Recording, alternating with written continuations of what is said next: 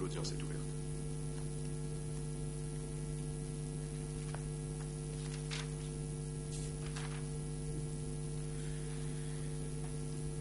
Avant de laisser la parole à l'accusation, monsieur le greffier, pouvez-vous faire rapport sur la présence des parties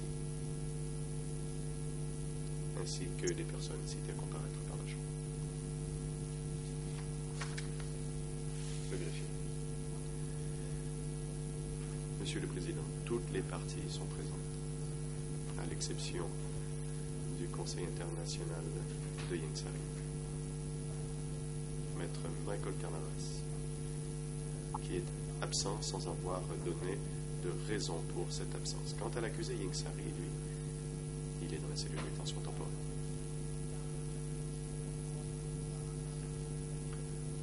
Yengsari, par le truchement de sa défense, demande à pouvoir suivre les débats depuis la cellule de détention temporaire pour le reste de la journée et renonce ainsi à son droit de participer directement à l'audience dans le prétoire, et le document idoine a été remis à la Chambre.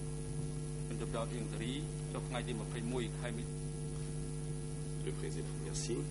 La Chambre a saisi d'une requête en date du 21 juin 2012 présentée par son avocat, demande par laquelle il renonce à son droit de participer directement à l'audience dans le prétoire et demande à pouvoir suivre les débats depuis la cellule de détention temporaire du tribunal par moyen audiovisuel pour le reste de la journée. Il invoque des raisons de santé. En effet, il ne peut demeurer assis pendant de longues périodes. La Chambre fonde sa décision aussi sur les recommandations du médecin traitant. Le médecin recommande que, pour les fins de l'audience d'aujourd'hui, le médecin suggère donc à la Chambre de permettre à l'accusé de pouvoir suivre les audiences depuis la cellule de détention temporaire par moyen audiovisuel, car il se fatigue facilement et ne peut demeurer assis pendant de longues périodes.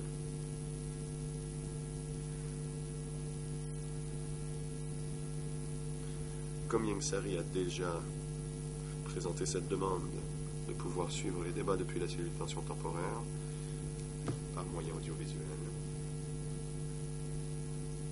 et compte tenu du fait qu'il peut communiquer directement avec ses conseils, la Chambre fait droit à la demande de l'accusé Yengsari. Yengsari peut donc suivre les débats depuis la cellule de détention temporaire du tribunal pour le reste de la journée.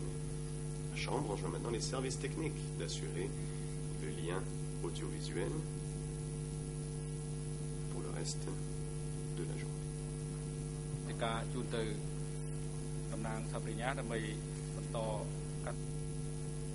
La parole est donnée à l'accusation pour la suite de son interrogatoire du témoin.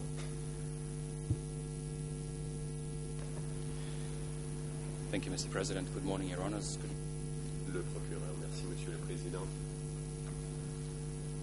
Madame, Messieurs les juges, bonjour à tous. Bonjour, Monsieur Keoneil.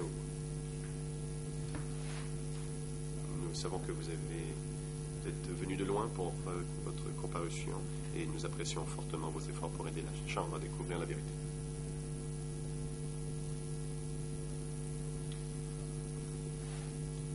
J'aimerais vous poser quelques brèves questions pour commencer.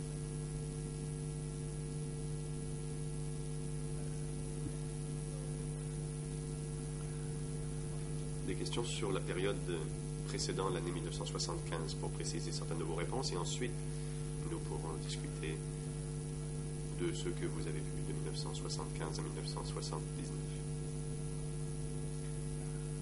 Vous avez, je crois, dit que vous êtes à l'origine de Trapeaington, la commune de Trapeaington. Est-ce exact?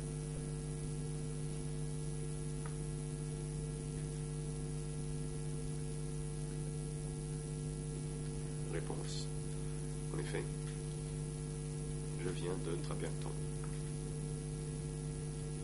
Question. Pouvez-vous nous dire s'il existe une différence entre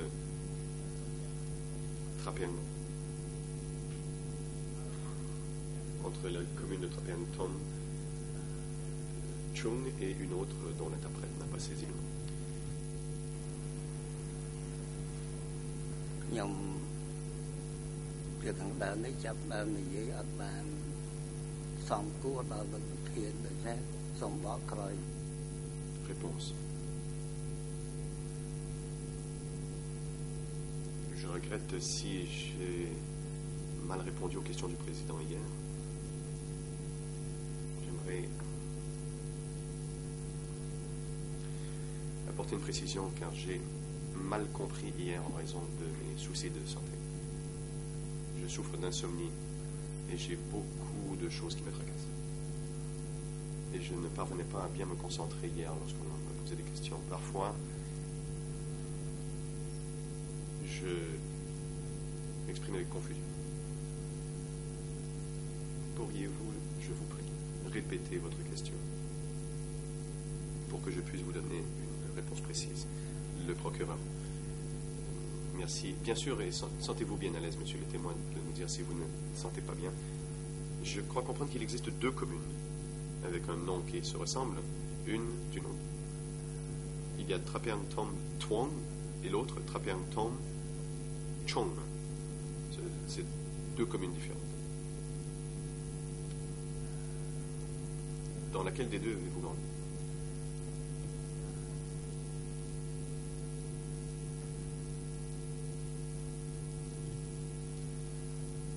Réponse.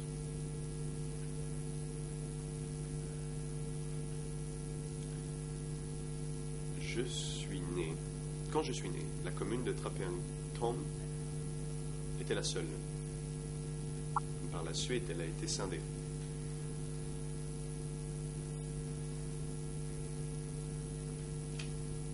Elle a été divisée en fait par une route.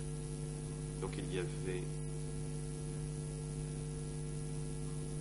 Trapeang Thom Tuong ou Trapeang Thom Sud et Trapeang Thom Chung ou Trapeang Thom Nord. Et donc la route a en fait divisé la commune en deux. Une partie nord et une partie sud. Mon village natal est dans la partie orientale de Trapeang Thom, donc dans la commune du sud.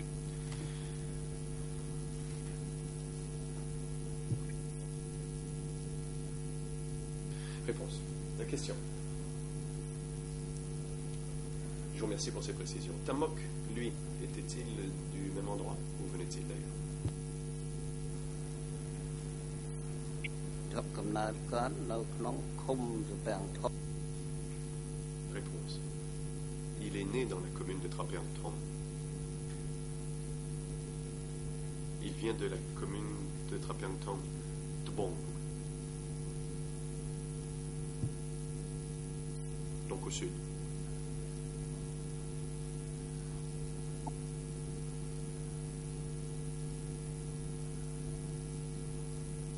Question. Nous allons ensuite parler de cette période précédant 1975 pour apporter quelques précisions aux réponses que vous nous avez données hier. Vous nous avez dit que des moines venant de Takeo et de Phnom Penh ont été amenés ou se sont réunis à une pagode en avril 1975. Vous souvenez-vous du nom de la pagode?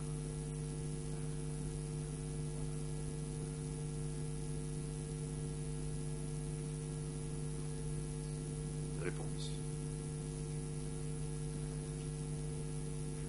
Il s'agit de la pagode de Dang Rokar. J'y étais moine et je suis resté, j'ai vécu à cette pagode. Les moines s'y sont donc rassemblés. Question. J'étais intéressé à savoir quand vous êtes arrivé à la pagode. Y êtes-vous arrivé le 17 avril? Ou était-ce après ou avant?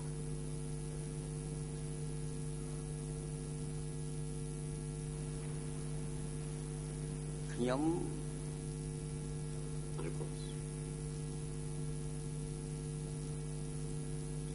J'y suis arrivé avant. J'étais avant à la pagode de Trapeang Thom.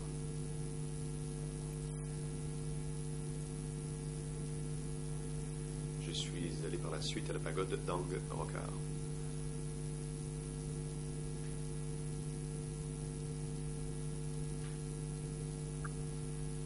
qu'après la fin de la guerre, des moines s'y sont rendus.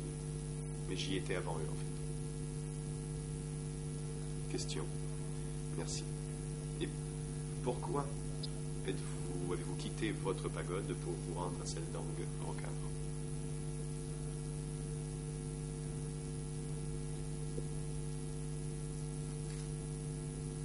Réponse.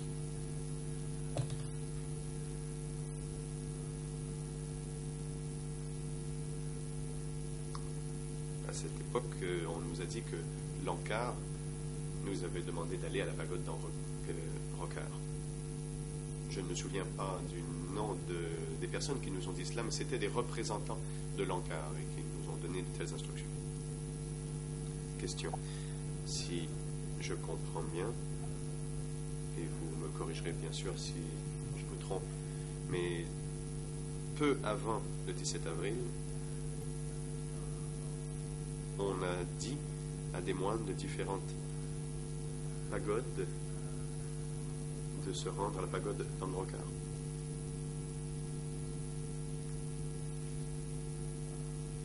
Réponse.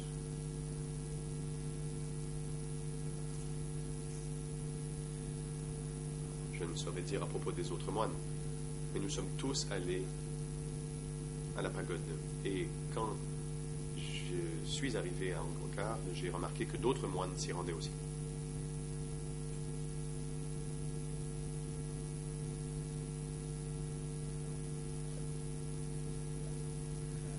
Question. J'ai une autre question à propos de votre arrivée à Angkor. Vous ne vous souvenez pas de qui vous a dit de vous y rendre, mais deviez-vous y aller?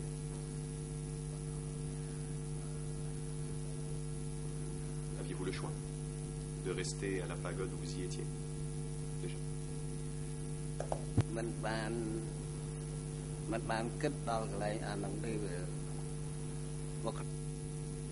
Réponse. Je n'ai pas pensé à cela à l'époque. À l'époque, en effet, tout le monde faisait attention. Lorsque l'on nous disait de faire quelque chose, on le faisait.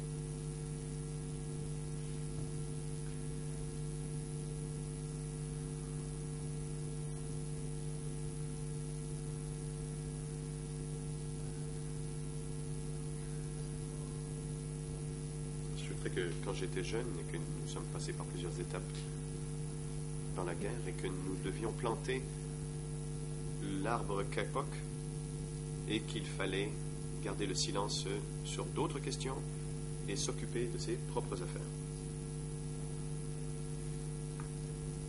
Ce n'était pas la première fois, c'était une pratique qui est déjà existante depuis bien longtemps. Je sais que ce n'est pas une réponse directe à votre question, mais cela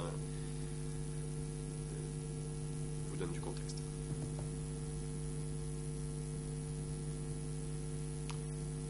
Question. Ceux qui vous ont dit d'aller à Angkor, d'après vos souvenirs,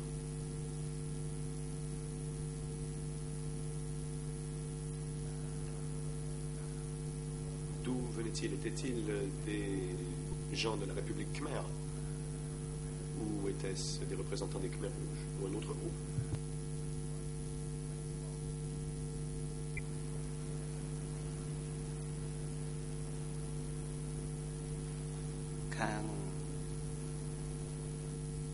Réponse.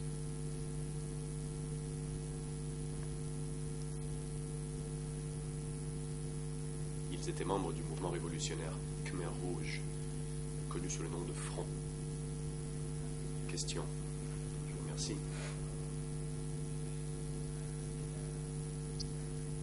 Parlons maintenant du 17 avril et des jours qui ont suivi.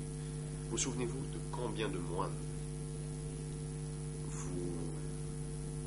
sont venus avec vous à cette pagode depuis Phnom Penh et Takeo?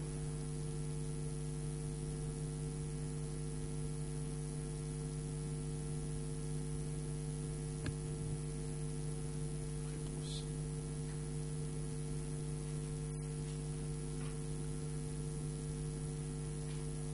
Je ne connais pas le nombre exact de moines, ce n'était pas ma responsabilité, mais il y en avait beaucoup. et j'en ai salué quelques-uns que je connaissais.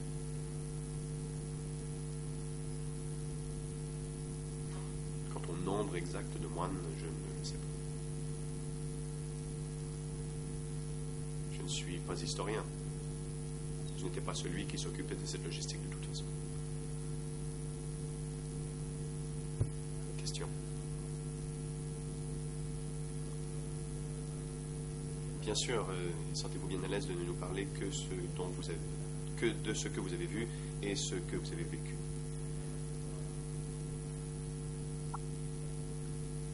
Savez-vous qui a fait venir ces moines à Angkor? Est-ce qu'ils sont venus de leur propre chef ou leur a-t-on dit qu'ils devaient y aller?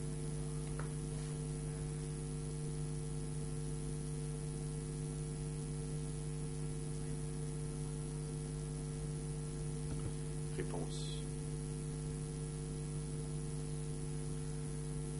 Je ne connaissais pas les détails de cette question. Lorsque nous discutions entre nous, nous sommes rendus compte que l'Angkor nous avait tous dit que nous devions nous rendre à la pagode d'Angkor. Question. Et que s'est-il passé après que vous soyez tous rassemblés à la pagode?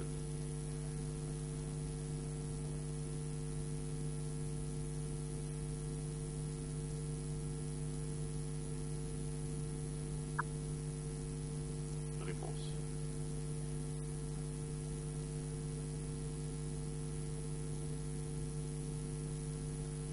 Nous devions nous préparer à quitter la vie.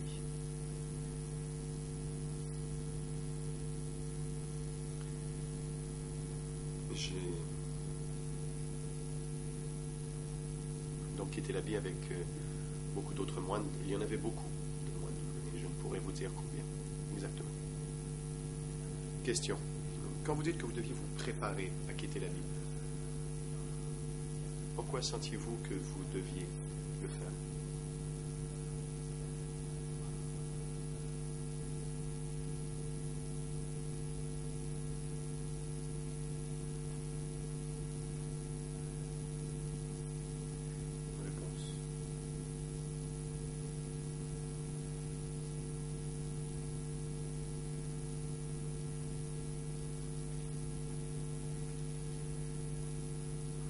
Comme je l'ai dit plus tôt, nous devions nous occuper de nos propres affaires et devions planter l'arbre Kepok afin de vivre une vie de paix. Et donc nous n'avons pas posé de questions. Lorsque l'on nous a dit que nous devions quitter la vie, eh bien, nous avons obéi, nous sommes défroqués. Question. Bon, je vous remercie. Je crois que ma question n'était pas très claire, mais vous y avez répondu. Vous souvenez-vous qui vous a donné ces instructions? Qui vous a demandé de quitter la vie? Réponse. Je ne me souviens pas des noms des personnes. Mais ils ont utilisé le mot Angkor, ils ont dit qu'ils représentaient l'Angkor.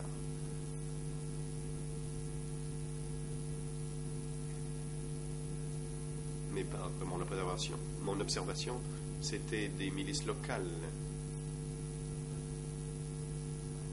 Ils ont dit qu'ils représentaient l'Angkor et qu'ils nous donnaient les instructions de l'Angkor. Mais je ne suis pas certain à 100% de cette réponse. Question inaudible du procureur.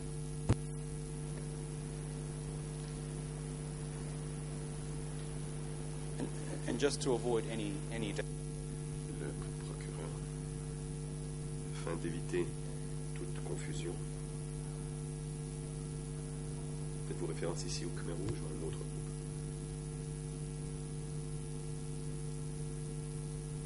Réponse. Quand je parle de l'Angkor, je parle du front.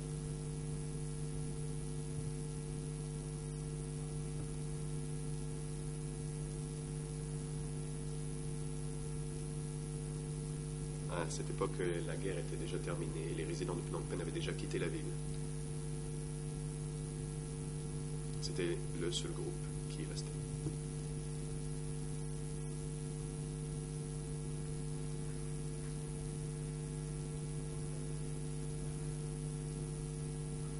Question. Si j'ai bien compris, vous nous avez dit que vous aviez été moine pendant presque plus de 15 ans.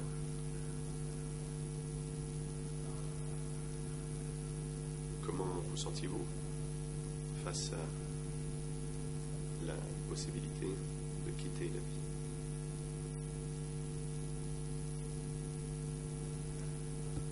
Réponse. Pas simplement 15 ans, plus de 25 ans.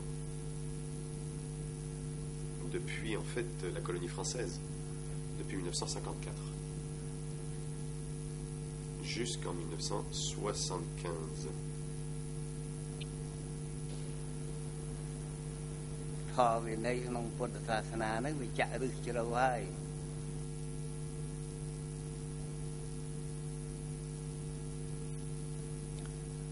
La société cambodgienne est imprégnée du bouddhisme.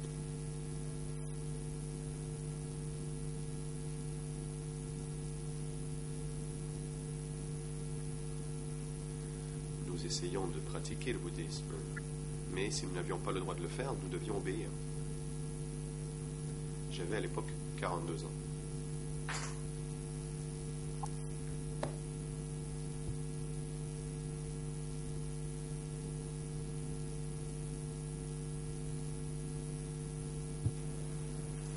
You said to us earlier that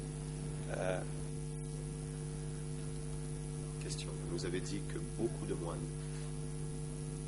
dont vous étiez du nombre, ont quitté la vie à la pagode dans le Grand Cave.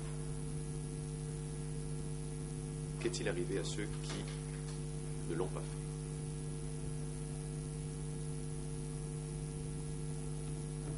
fait? Réponse.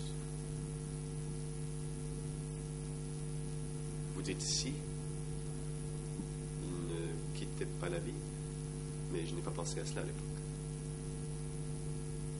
Quand on nous a ordonné de le faire, nous avons obtempéré. Nous n'avons pas pensé à autre chose.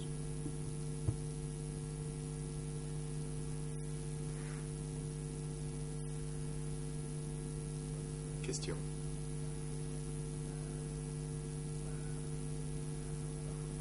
Ceux qui ont refusé, qu'avez-vous observé? Avez-vous remarqué qu'ils pouvaient demeurer moines?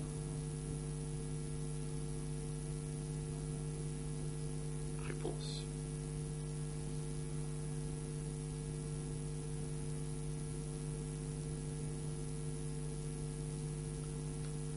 Je n'ai remarqué aucun moine de haut rang ou novice refuser de se défroquer.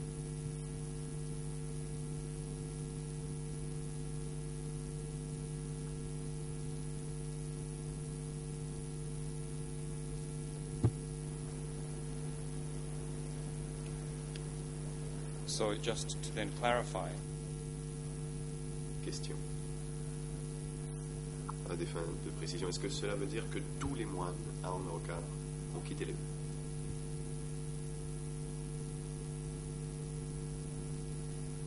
Réponse.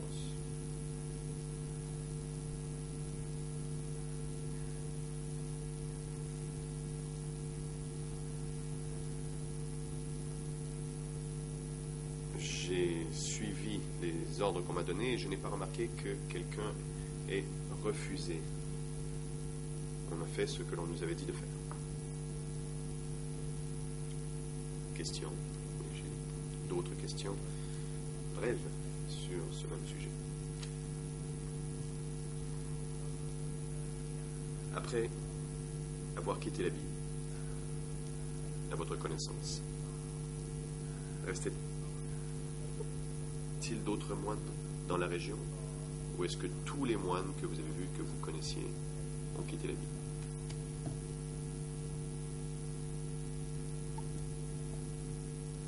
Réponse.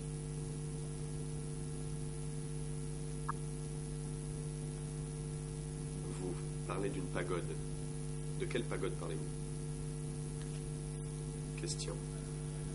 Dans votre déclaration, vous avez parlé des pagodes de Angrokar ainsi que celle de Pachokchrom dans la commune de Samron.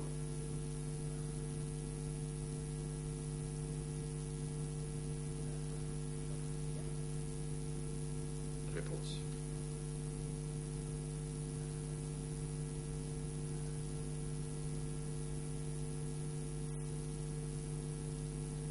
J'ai fait référence à la pagode de Chakchrom.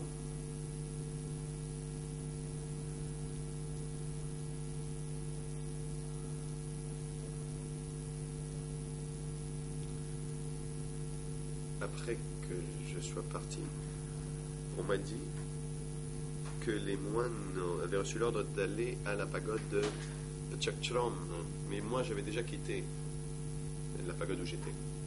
Did you ever hear Question aussi.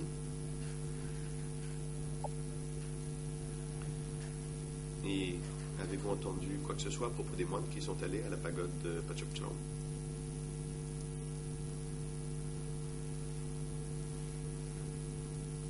Réponse.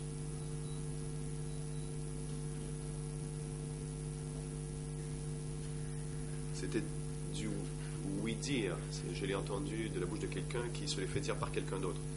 Mais l'on m'a dit qu'il y avait un moine qui s'appelait Ang, qu'il venait de Kirivong.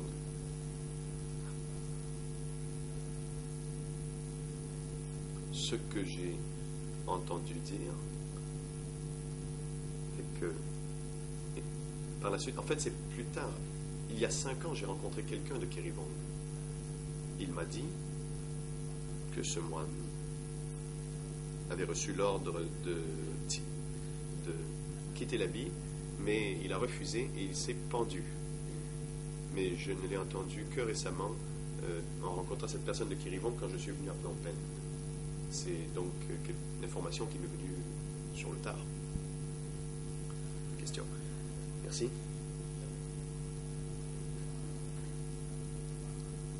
Passons à un sujet autre que les moines. Vous avez dit à mon confrère hier qu'après le 17 avril,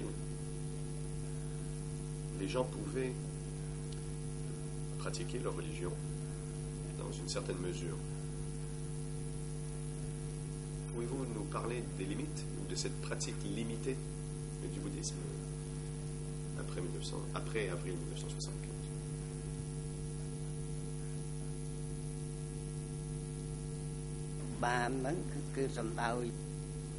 Réponse. Je fais ici référence au fait que il y avait des moines à la pagode de Pachokchrom et les villageois pouvaient aller à la pagode et faire offrande de nourriture aux moines.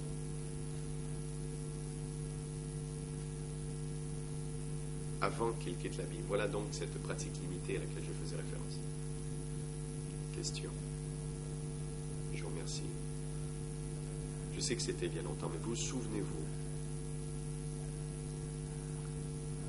pendant combien de temps après avril 75,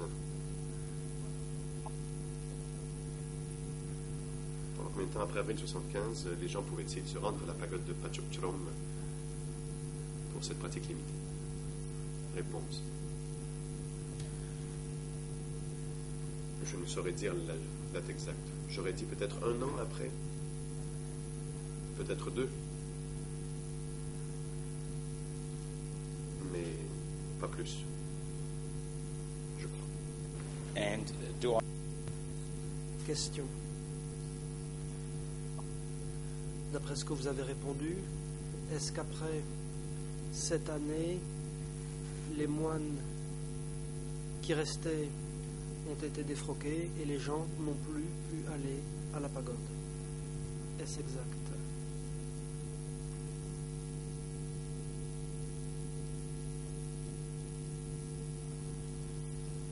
Réponse. Pourriez-vous répéter la question? Question. vous avez dit que la pratique de la religion était limitée parce qu'environ un an après avril 75, les moines de la pagode Pachakchurum ont été défroqués. Je voulais m'assurer d'avoir bien compris. À savoir que c'était environ un an après avril 75 que les moines de cette pagode ont été défroqués et que les gens n'ont plus pu aller les voir.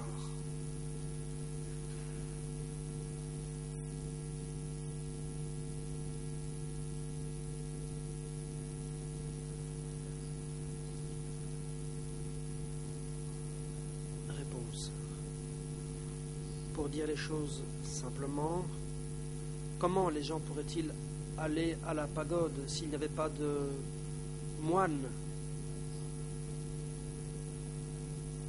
Si les bouddhistes vont à la pagode, c'est parce qu'il y a des moines. S'il n'y a pas de moines, la pagode est vide.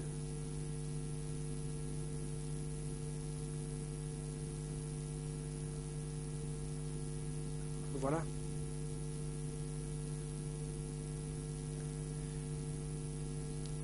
Question.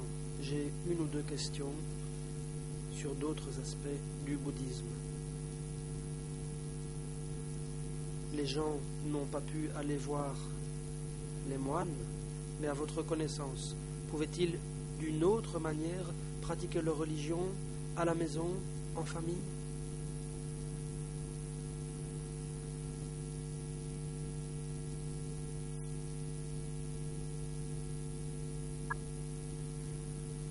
Réponse.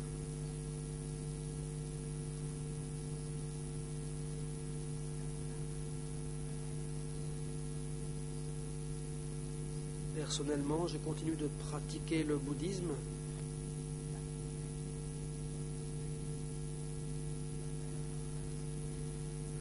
Je pratique le bouddhisme depuis que j'ai été ordonné moine pour la première fois.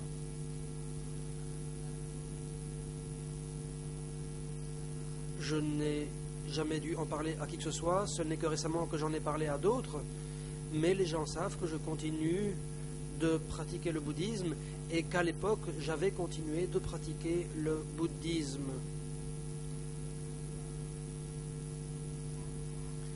Et ce, sans interruption. Je l'ai fait en secret et personne n'aurait pu savoir que je pratiquais le bouddhisme. Mais je n'ai jamais vu que des gens pratiquaient leur religion ouvertement à l'époque. Personnellement, j'ai continué à pratiquer ma religion à l'époque et j'ai appris que d'autres ont aussi pratiqué leur religion en cachette. Question. Dernière question là-dessus. Pourquoi est-ce que vous avez pratiqué votre religion en cachette?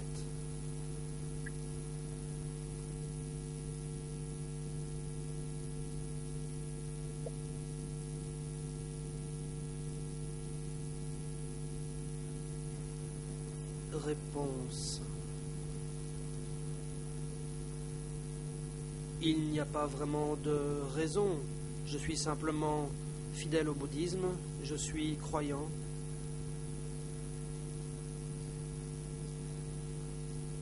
Et je suis convaincu que le bouddhisme est l'une des meilleures religions du monde.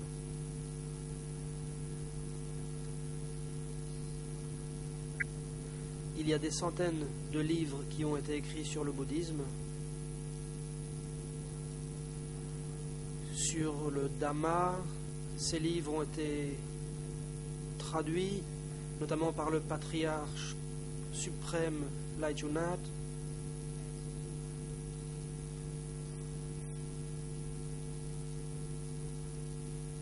Nous ne sommes pas croyants seulement parce que nous avons lu ces livres, mais parce que nous avons une certaine expérience au quotidien.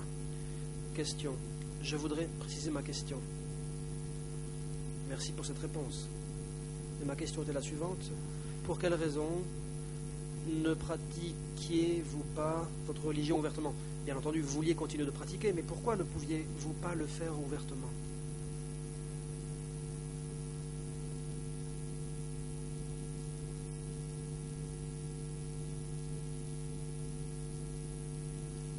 Réponse.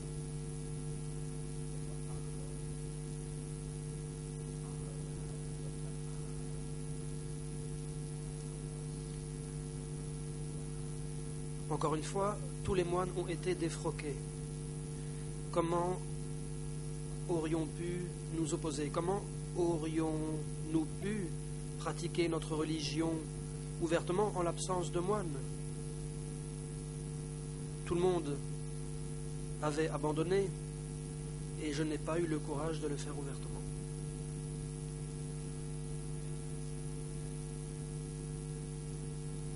Question. Dans votre district de Tramkak, y avait-il des communautés Cham?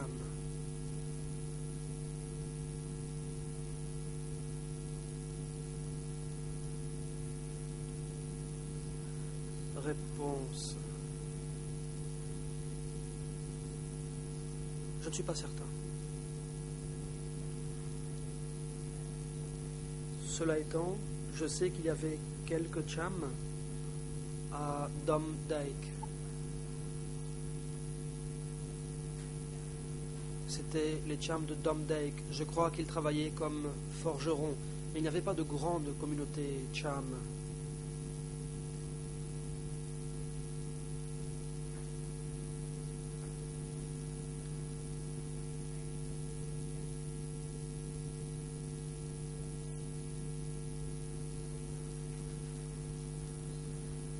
Des enfants Khmer ont été vendus aux Cham.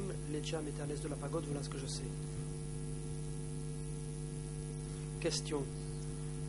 Vous avez dit que les moines se sont défroqués, que le bouddhisme n'a plus été pratiqué ouvertement. Qu'est-il arrivé aux Cham et aux musulmans? Ont-ils été autorisés à pratiquer leur religion?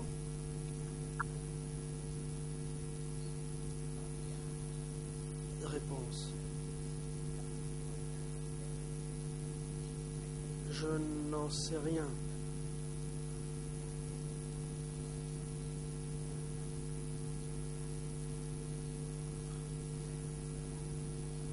Peut-être pourriez-vous être plus précis. En Khmer, j'ai entendu que les moines avaient été défroqués. En réalité, ils ont simplement quitté l'habit volontairement. Il n'y a pas eu d'arrestation ou de coercition à l'encontre des moines qui ont quitté l'habit.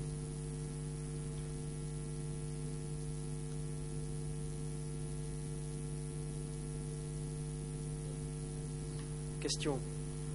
Quant aux Cham que vous connaissiez ou que vous avez vus durant cette période,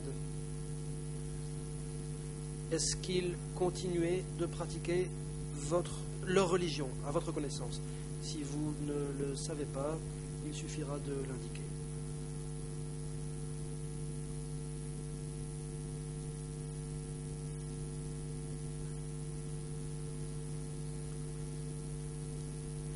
Réponse. Je n'en sais rien.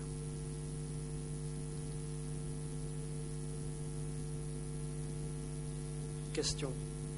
Avant d'en terminer sur la religion, je voudrais éclaircir votre réponse précédente.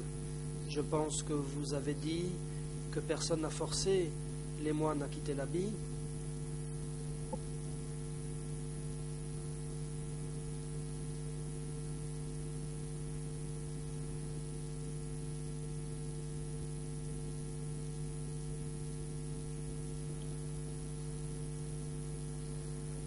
Personnellement, avez-vous souhaité reprendre l'habit après l'avoir quitté et après avoir quitté la pagode?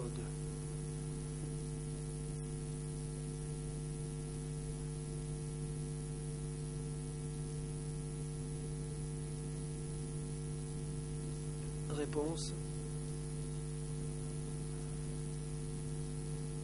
Durant cette période de 3 ans,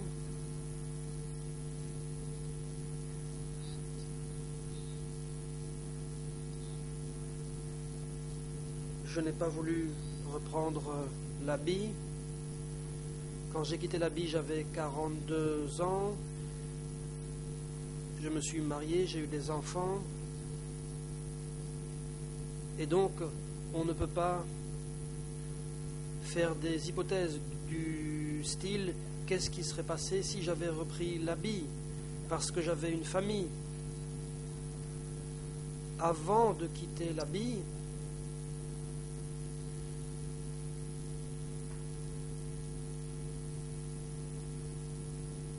peut-être que j'aurais préféré le statu quo, mais une fois que j'ai eu quitté l'habit, je n'ai pas voulu le reprendre.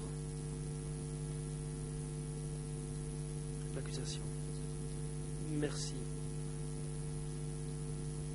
Revenons à vos déplacements en avril 75 et durant les mois qui ont suivi. Après avoir quitté l'habit et la pagode, où êtes-vous allé?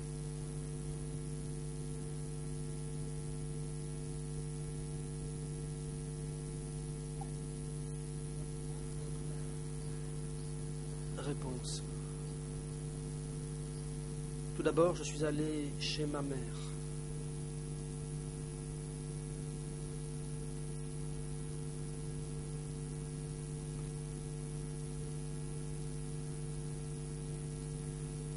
Question. Après ça, qu'avez-vous fait? Êtes-vous resté avec votre famille? Avez-vous trouvé du travail? Qu'avez-vous fait?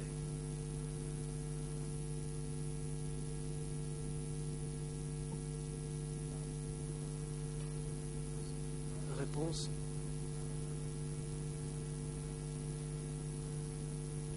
En raison de mes problèmes de santé, notamment différentes maladies dont j'avais souffert, les gens de la commune et du district m'ont demandé de rester auprès des médecins. Il y avait un hôpital à proximité de la pagode à Tropeangjeong.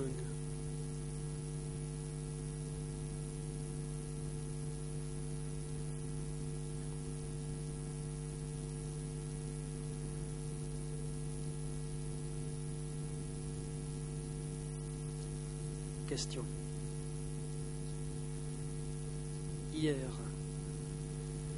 interrogé par mon confrère, vous avez évoqué les gens de Phnom Penh et de Takeo. Vous avez dit que des milliers de personnes avaient été évacuées et que vous aviez vu des gens partout. Avez-vous vu cela depuis la pagode ou bien après avoir quitté celle-ci?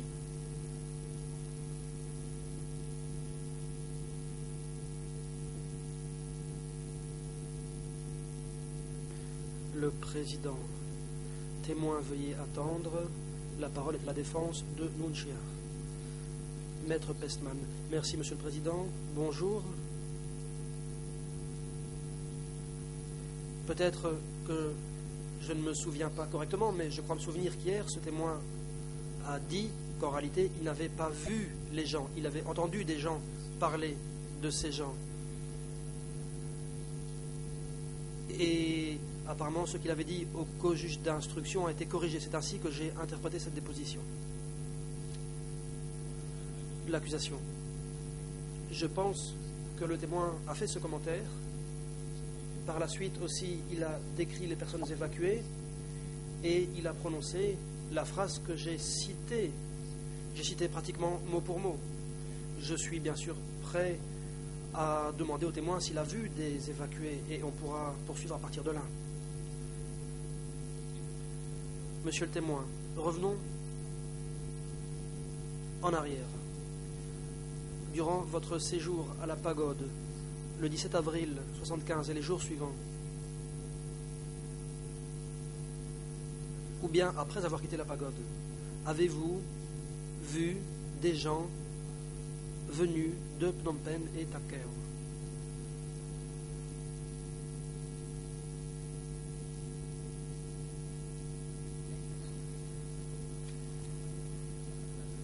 Réponse.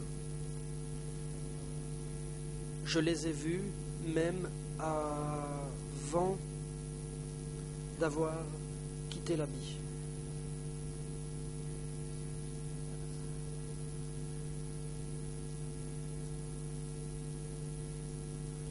Et ces gens que j'ai vus alors que j'étais encore moine, je les ai revus après avoir quitté l'habit.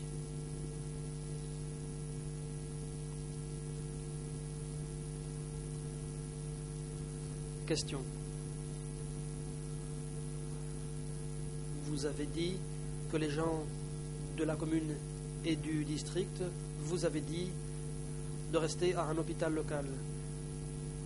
Saviez-vous qui était responsable de ces gens qui arrivaient de Phnom Penh et de Takeo?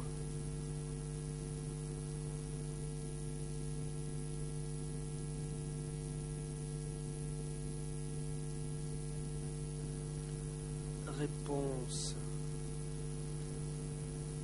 Je n'en sais rien.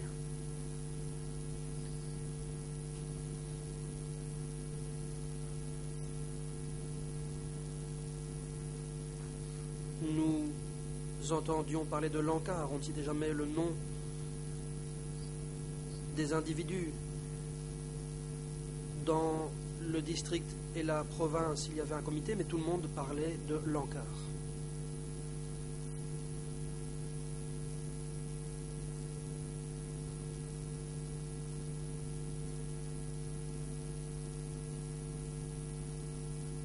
Question. Hier, vous avez dit que beaucoup de ces gens étaient allés dans leur village natal. À votre connaissance, des instructions ont-elles été données aux gens quant au lieu auquel ils devaient se rendre, ou bien est-ce que les gens ont pu décider eux-mêmes?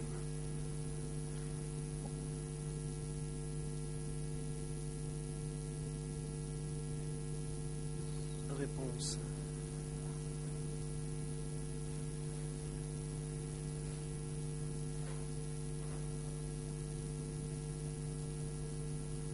Durant mes déplacements, je n'ai rien entendu au sujet de la question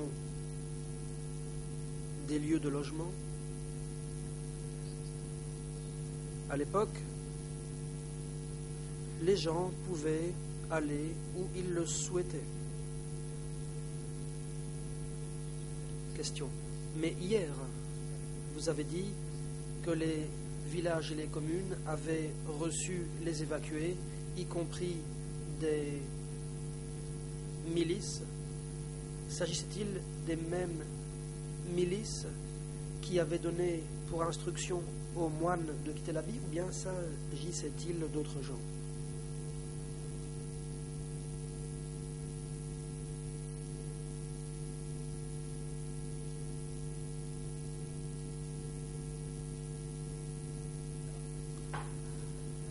Réponse.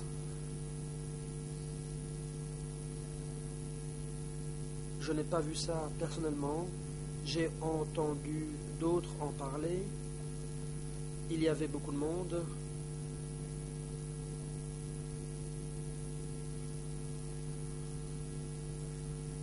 Je ne me souviens pas avoir essayé de reconnaître telle ou telle personne, parce que lorsqu'on parlait de l'encart, il fallait se conformer aux instructions, quelles qu'elles soient. Question. Hier, vous avez dit avoir vu des membres de votre famille qui avaient aussi été évacués. Je pense que vous avez parlé de leur voyage. Vous ont-ils dit les raisons pour lesquelles ils avaient quitté leur ville.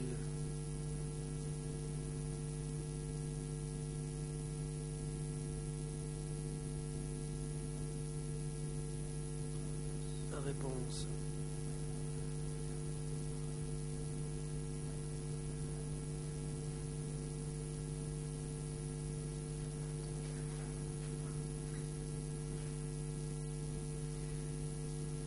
Des gens de Phnom Penh m'ont parlé de l'attaque.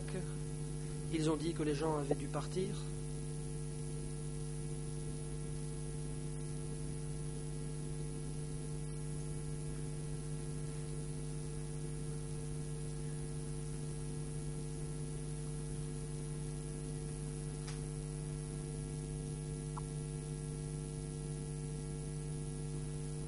Question. Où les membres de votre famille sont-ils allés?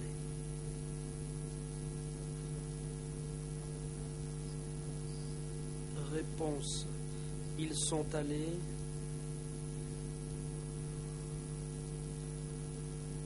à Trampang Thom, là où ils étaient nés. Certains venaient de Phnom Penh et d'autres de Takeo.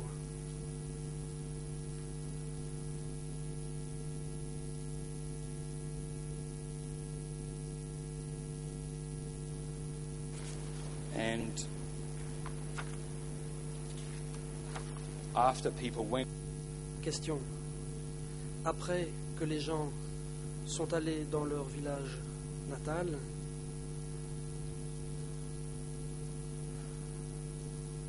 ont-ils continué de vivre chez eux en famille?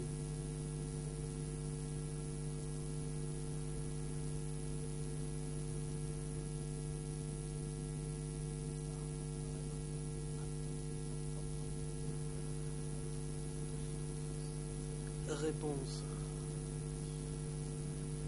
Je n'étais plus dans le village, mais par la suite, lorsque je suis allé en visite dans le village, j'ai vu des gens qui avaient été transférés des villes et qui avaient été rassemblés pour vivre ensemble dans un nouveau village.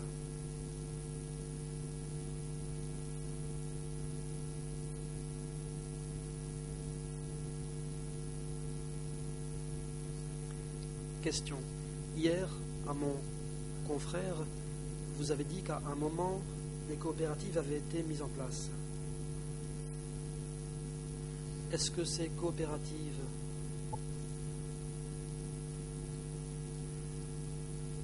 ont été mises en place dans ce nouveau village dont vous parlez ?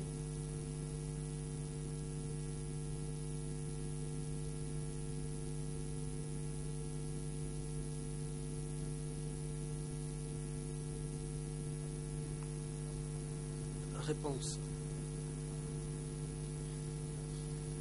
Dans mon village, il y avait une coopérative,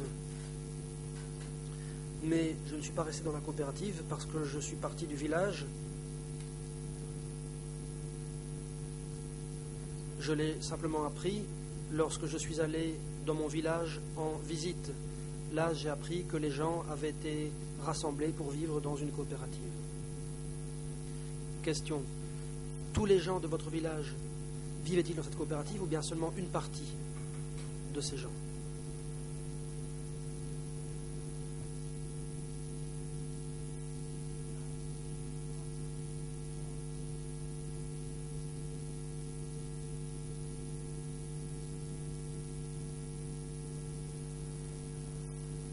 Réponse.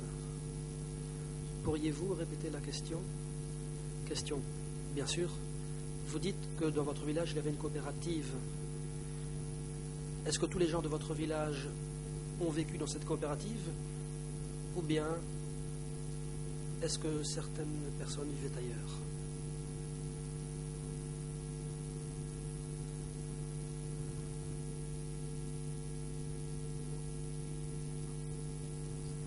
Réponse.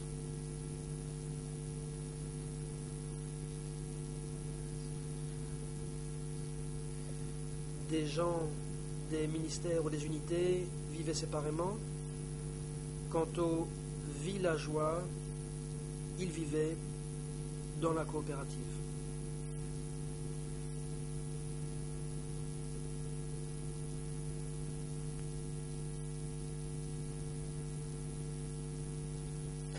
Question. Dans ces coopératives, que faisaient les gens? Avaient-ils du travail à faire? Et si oui, à votre connaissance, quel type de travail?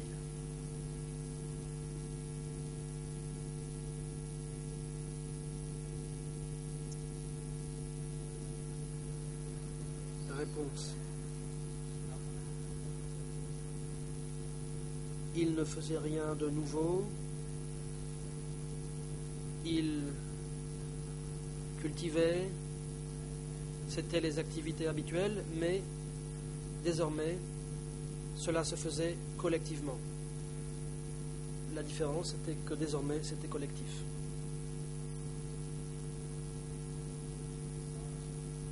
Question.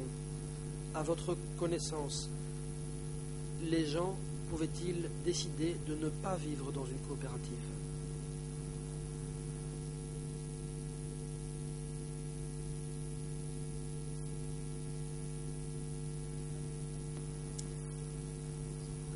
Réponse.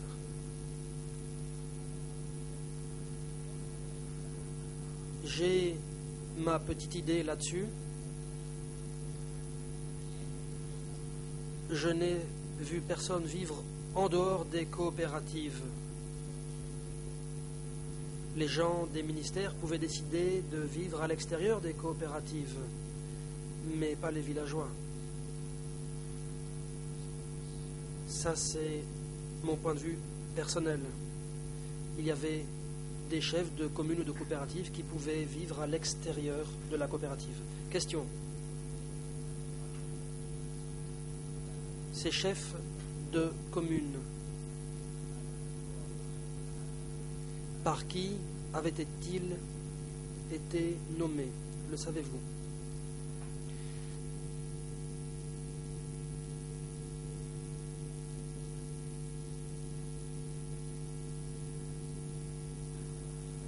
Réponse.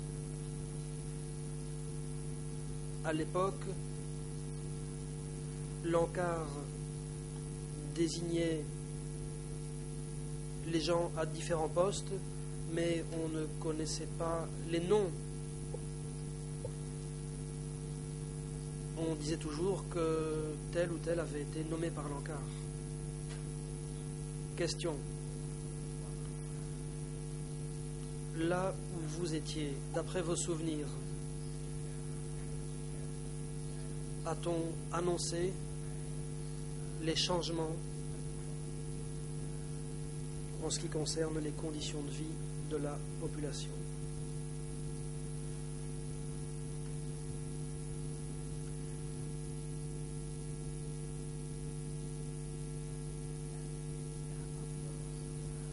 Réponse. Il y a eu des activités d'éducation concernant les conditions de vie. On a demandé aux gens de participer à des réunions d'études, des sessions de formation, lors desquelles il a été question de cela. Par exemple, il y a eu des réunions où les gens se critiquaient mutuellement, il y avait des réunions d'autocritique, où il était question des progrès accomplis dans le travail, où il était question des lacunes et des faiblesses. Do you know how? Question. Et savez-vous à quelle fréquence ces réunions avaient lieu?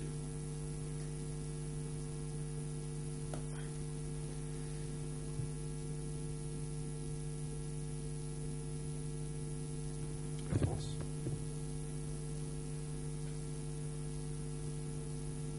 Je ne me souviens pas, mais c'était assez fréquent.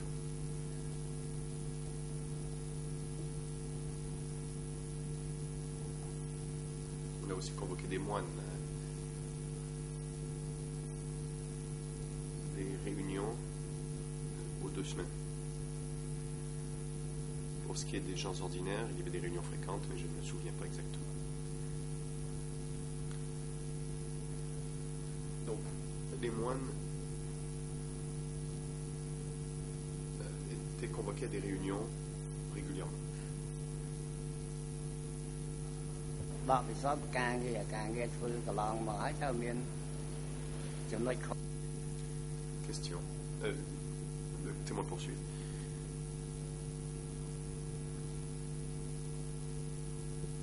Les réunions servaient à examiner les fautes ou les défauts des personnes. Question. Et qui conduisait qui présidait ces réunions?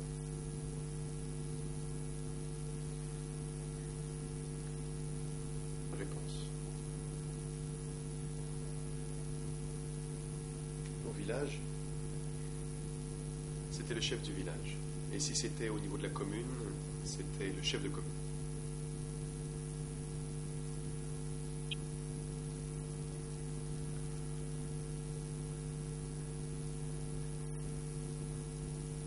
Mais c'est l'encart qui organisait.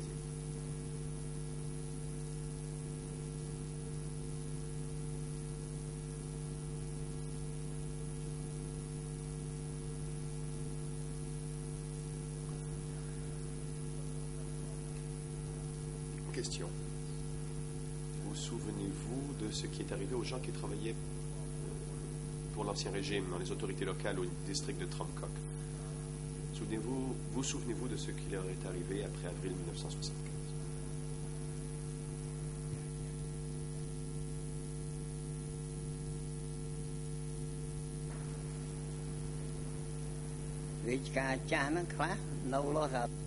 Réponse.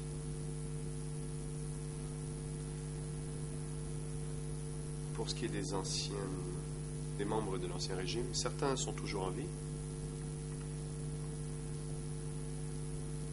Il y en a un qui est d'ailleurs un hacha dans une pagode maintenant.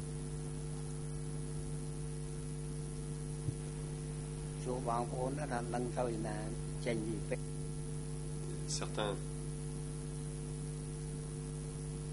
sont entrés dans leur village et ont été séparés après qu'ils aient quitté Phnom Penh, et les membres, et même les membres de leur famille ne savent pas où ils sont aujourd'hui. Question. Savez-vous comment ils ont été séparés? Est-ce qu'ils sont partis de façon volontaire ou ont-ils été séparés de force?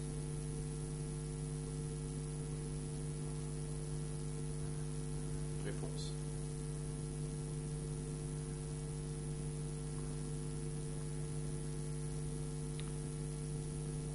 Quand j'ai demandé aux membres de leur famille, certains ont dit qu'ils étaient allés dans des villages et qu'ils ne sont jamais revenus. Une personne du nom de Sunam, qui était un soignant. En fait, il a étudié la médecine à Paris pendant 3 ans.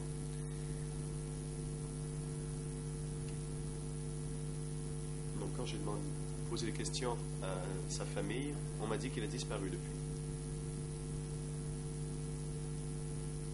Et personne ne sait ce qui lui est arrivé.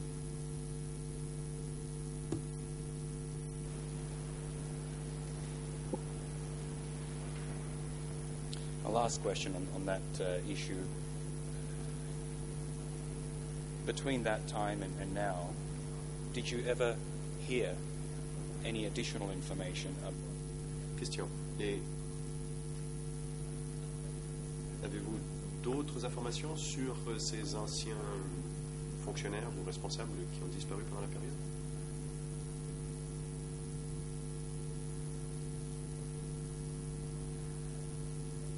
Réponse.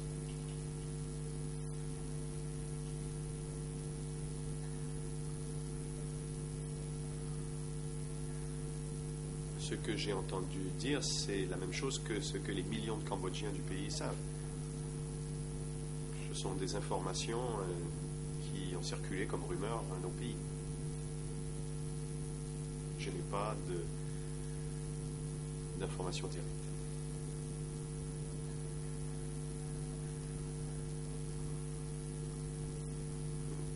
Chaque année, je vieillis. D'année en année, je m'occupe de mes propres affaires, je m'occupe de ma mauvaise santé et je ne me mêle pas des affaires des autres. Je suis très âgé, mais j'ai des enfants en bas âge dont je dois m'occuper. Et et je n'ai pas le temps de m'occuper des affaires des autres. Je m'occupe de ma famille.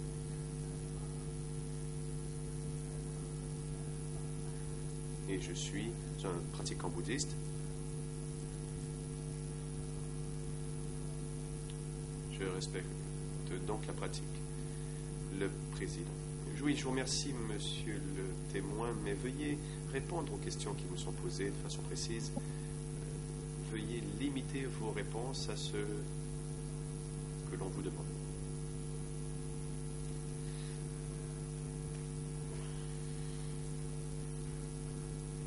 Ainsi, votre témoignage peut prendre fin aujourd'hui. Vous pourrez rentrer et retrouver votre famille. Sinon, il est possible que vous deviez revenir demain. Et vous vous ennuierez de votre famille. Donc veuillez répondre précisément aux questions qui vous sont posées.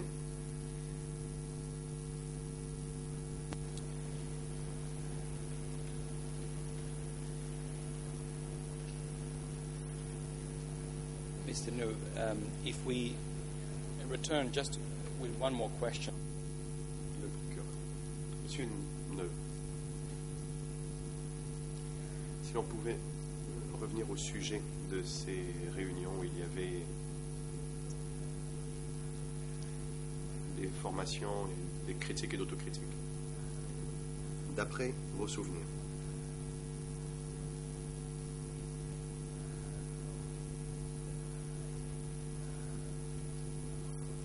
A-t-on eu recours à des documents ou des livres pour enseigner les règles et les codes aux gens?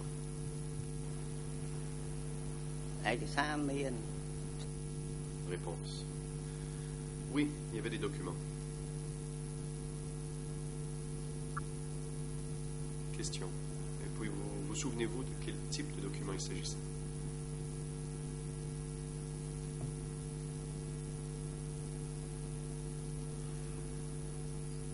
Réponse.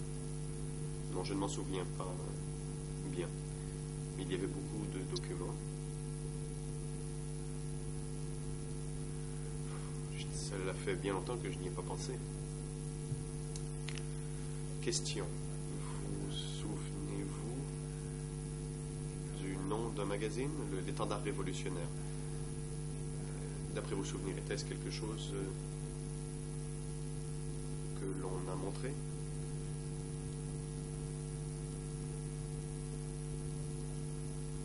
Réponse.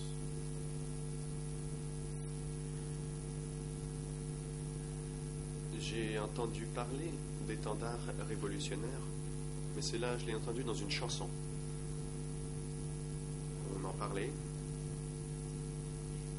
Quand vous me parlez d'un document, je ne me souviens pas d'un document. Je me souviens de la chanson.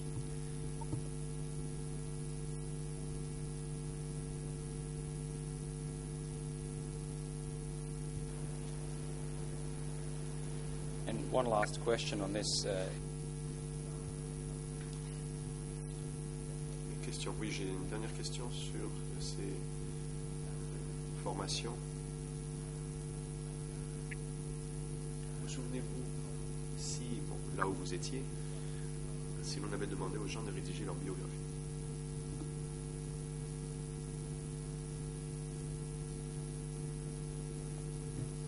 Réponse.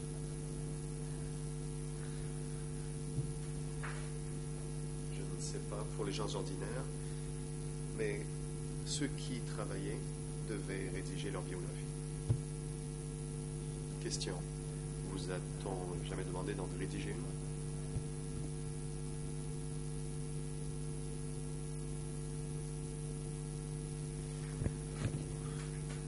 Réponse.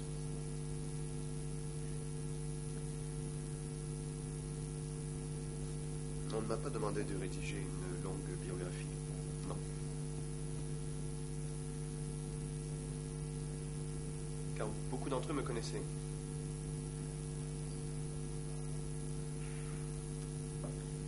Les plus jeunes, on leur a demandé de rédiger une biographie. La plupart des villageois, eux, me connaissaient déjà.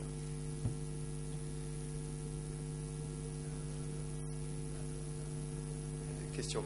D'après ce que vous avez observé, savez-vous pourquoi on a demandé aux gens de rédiger leur biographie?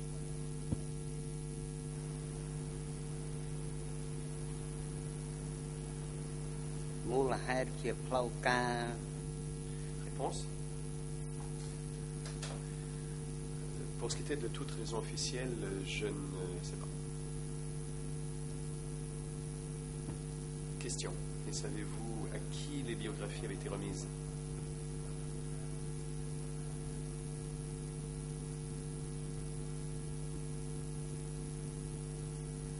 Réponse.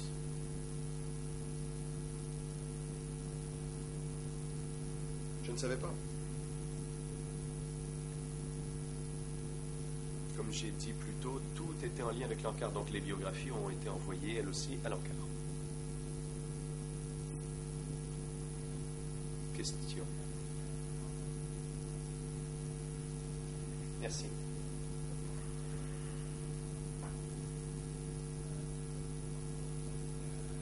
Si l'on peut en revenir à votre vie.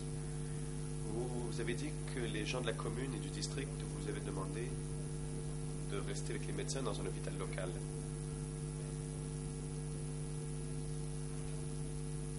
Vous souvenez-vous du nom de ces personnes de la commune et du district qui vous ont dit de rester à l'hôpital?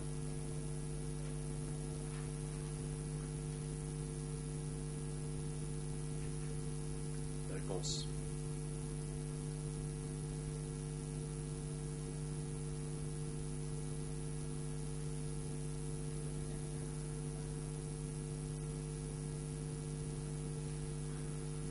Beaucoup d'entre eux sont bien très âgés ou sont décédés maintenant dans la commune. Et plusieurs d'entre eux au district, eux, sont morts pendant la guerre. Donc beaucoup de ces chefs sont déjà morts. Question. Pour en revenir au district, vous souvenez-vous qui siégeait au comité du district en 1975 quand vous y étiez?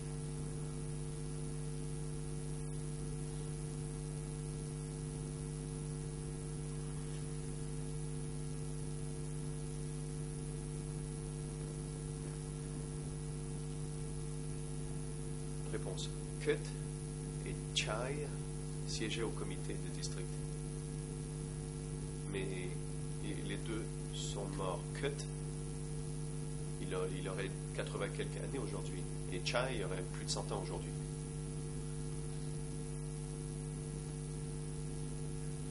Et plusieurs des plus jeunes sont morts pendant la guerre. Il y avait un autre du nom de Yip, il est mort lui aussi. Question. Quand vous dites Kip, c'est Prep Kip?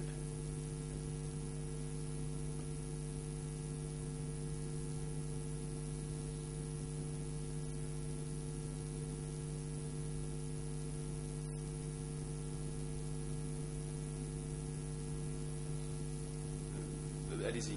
Je voulais simplement savoir si la personne que vous avez appelée Kip s'appelait en fait Prep Kip. Réponse. Prep Kip. Question. Merci. Est-ce que des membres de la famille de Tamok siégeaient au comité ou avaient des postes, avaient des responsabilités dans votre district?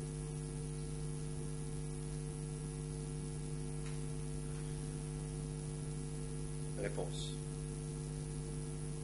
Oui, le jeune frère de Tamok est au niveau de la commune. Enfin, jeune frère ou sœur, mais cette personne est déjà décédée.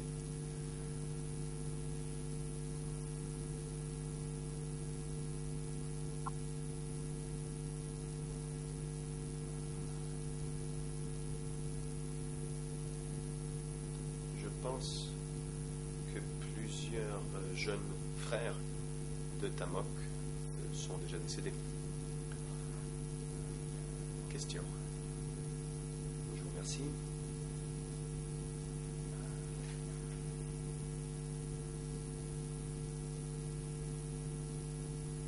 Vous souvenez-vous dans quel secteur était situé le district de Tramkak à l'époque?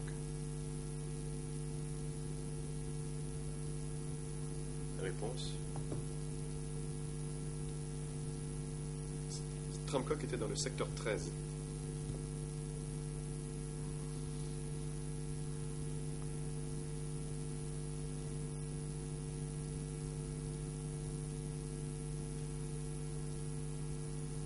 Question. Y avait-il des comités au niveau du secteur?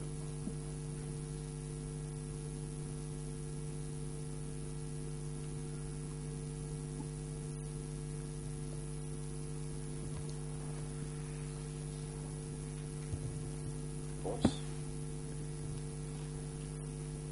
Pouvez-vous me dire, qu'entendez-vous par comité de secteur?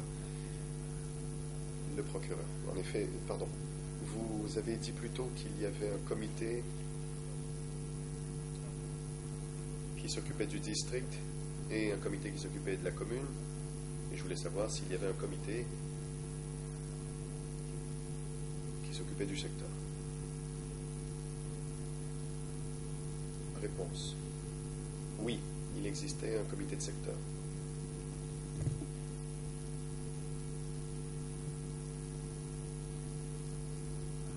Question. Vous avez dit hier que Tamok était secrétaire de la zone sud-ouest.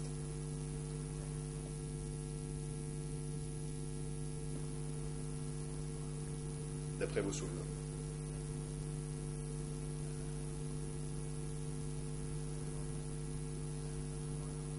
Les responsables du secteur qui faisaient rapport ou qui travaillaient pour Tamok, ou plutôt, après de se reprendre, les personnes du secteur faisaient-elles rapport à Tamok?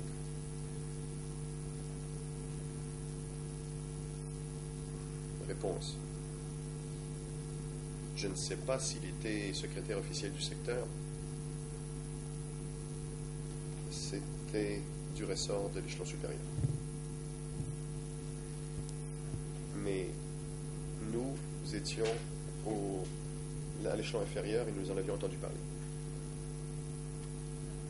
Le procureur, merci. Revenons-en à votre vie. On a dit plutôt... On a évoqué votre séjour à l'hôpital. Combien de temps y avez-vous passé? Pouvez-vous nous dire qu'est-ce que vous avez fait à l'hôpital?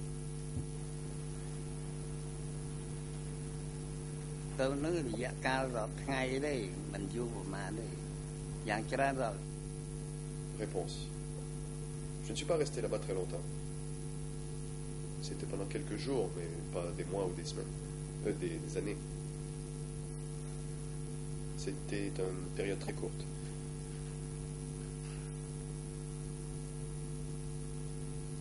Et je n'avais pas de tâche précise. À l'époque, j'étais malade.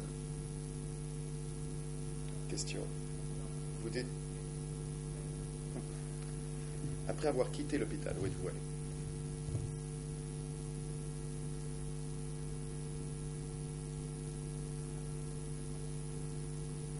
Réponse.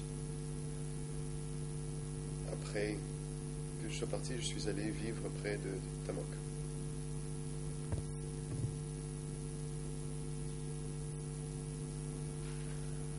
Question. Est-ce que Tamok vous a dit de vivre avec lui?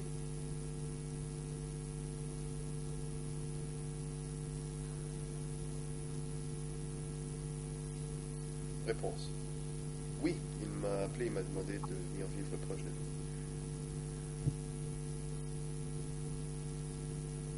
Question. Et comment vous l'a-t-il fait savoir? Est-il venu vous parler en personne? Ou êtes-vous allé le voir? Pouvez-vous nous décrire comment cet échange a eu lieu?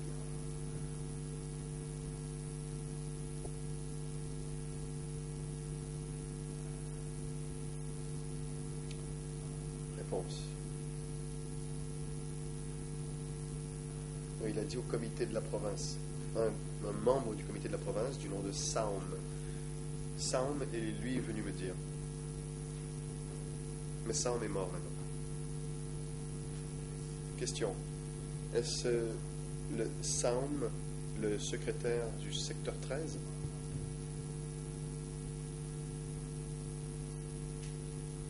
Réponse. Je crois, oui. Et c'était le chef. Mais il est décédé.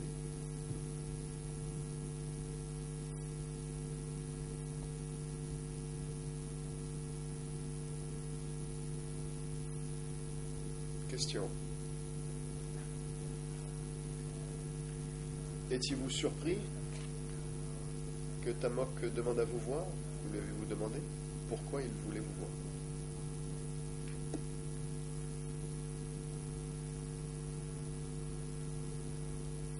Réponse. Quand j'y suis allé, il m'a dit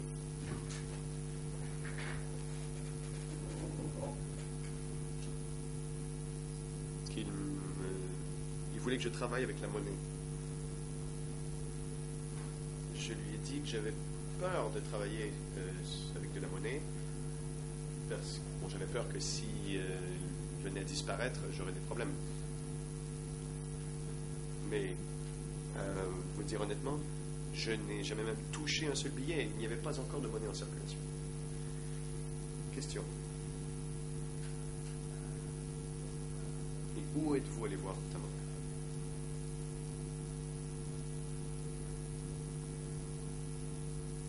Réponse. Je l'ai vu près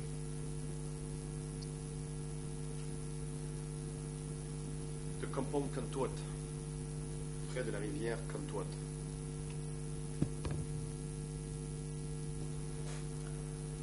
Question. Était-ce là où il habitait ou était-ce son bureau? Réponse. À l'origine, c'était une base ou une caserne militaire. Et il y avait des champs. Donc il a demandé à des gens de défricher la zone et de planter des bananiers. Et il a demandé aux soldats d'aider à cette plantation de bananes. Et c'était proche de la rivière, donc il y avait beaucoup d'eau. C'était une ancienne caserne du gouvernement de Lon Nol. Le procureur. Pour que l'on comprenne bien la période dont vous nous parlez. Était-ce en 1975 que cela s'est produit? Vous souvenez-vous quel mois?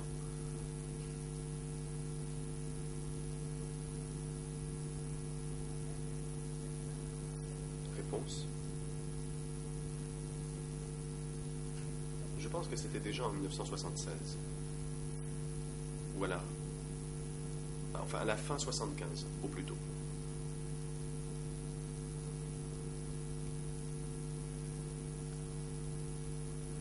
Question.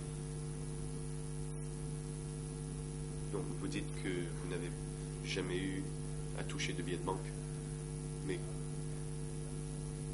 quel était votre travail à cet endroit, donc?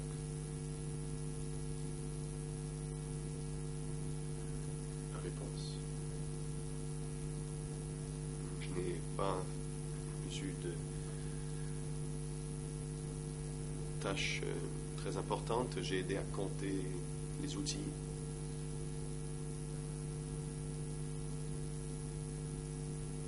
Je réparais les outils des soldats qui plantaient les bananiers, y compris les socs.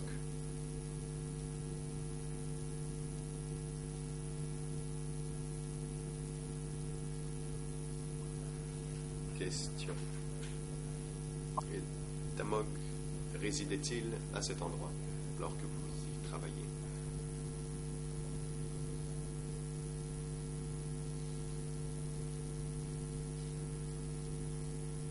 Réponse.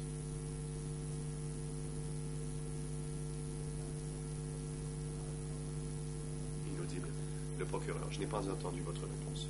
Pourriez-vous répéter? Réponse. Je vous présente mes excuses. Je n'ai pas attendu que le voyant rouge. Salut. Tamok n'habitait pas bien loin de là où je résidais. Son bureau, en fait, était à côté de là où j'habitais.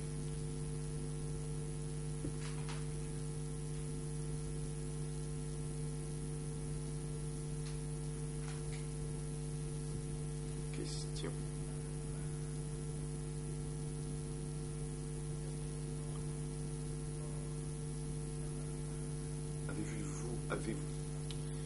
Avez-vous vu d'autres dirigeants ou des cadres de rang supérieur à cet endroit? ខាងបាន Réponse. Oui. J'ai vu des responsables du secteur, du district et aussi de la division. Donc il y avait plusieurs hauts responsables. Question. Saviez-vous pourquoi il se rendait à Kampong Kamtuot?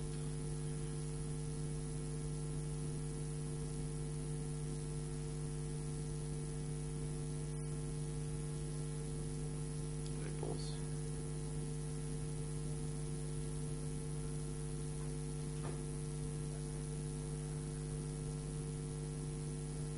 Tamok avait pour responsabilité la zone au sud de Phnom Penh. Il ne s'occupait pas de Phnom Penh, il s'occupait des régions en périphérie, mais comme c'était proche de Phnom Penh, c'était plus facile pour lui de communiquer avec les gens à Phnom Penh. Question. Y a-t-il eu des gens de Phnom Penh qui se sont rendus à Kampong Kamtot? D'autres personnes haut placées? Réponse. Un certain nombre de gens de Phnom Penh sont venus. Mais si vous vous souvenez, je venais de quitter l'Abbey, donc je ne les connaissais pas vraiment. Je connaissais beaucoup de moines, mais je ne connaissais pas bien les laïcs. Et plusieurs personnes sont venues le voir de Phnom Penh. Question. Et qui étaient ces gens? Réponse.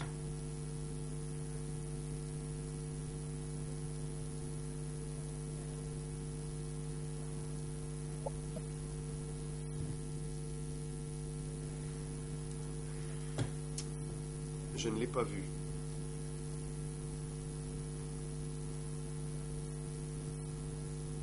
Je l'ai vu, je crois qu'il est venu à Takeo, mais je ne l'ai pas vu bien longtemps. D'après le signal qui n'a pas entendu le nom prononcé par le procureur. Question. Et où était-ce à Takeo que vous l'avez vu? ឯផ្ទះសមុខហ្នឹងបង Réponse. C'était à la maison de Tamok. Tamok avait une maison à Takeo. Je ne savais pas où il était allé. Il était venu à la maison de Tamok à Takeo, puis il est reparti peu après. Question. Êtes-vous souvent allé à la maison de Tamok à Takeo?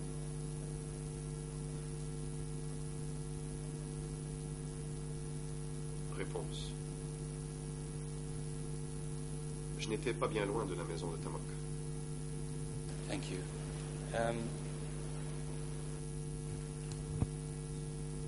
Question. Combien de temps êtes-vous resté avec Tamok dans cette région?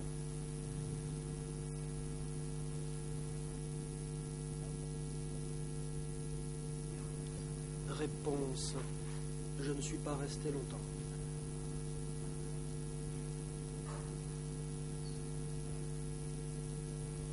Il m'est difficile de donner un chiffre car je n'ai rien écrit. Ensuite, je suis parti.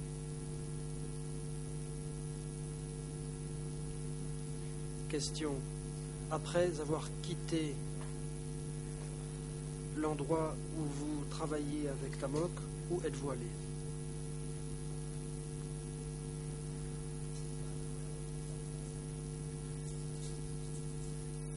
Réponse. On m'a demandé de travailler dans l'unité l'unité des transports commerciaux chargés de l'exportation vers des pays étrangers. Cette unité était dans la zone sud-ouest. L'accusation. Merci. Monsieur le Président, je voudrais aborder un autre thème. Je pourrais m'interrompre et poursuivre après la pause, si vous le souhaitez.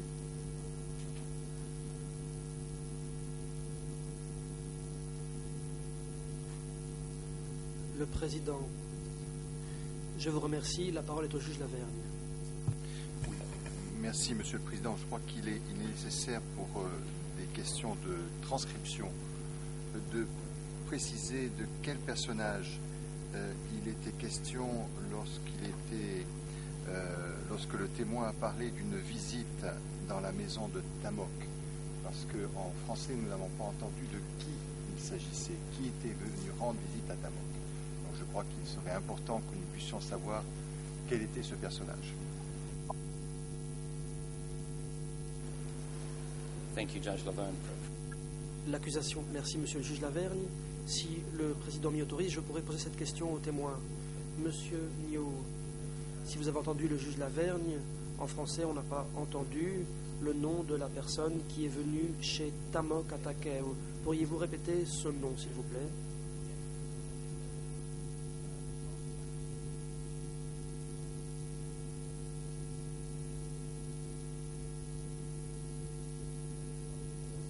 Réponse, c'était Pol Pot.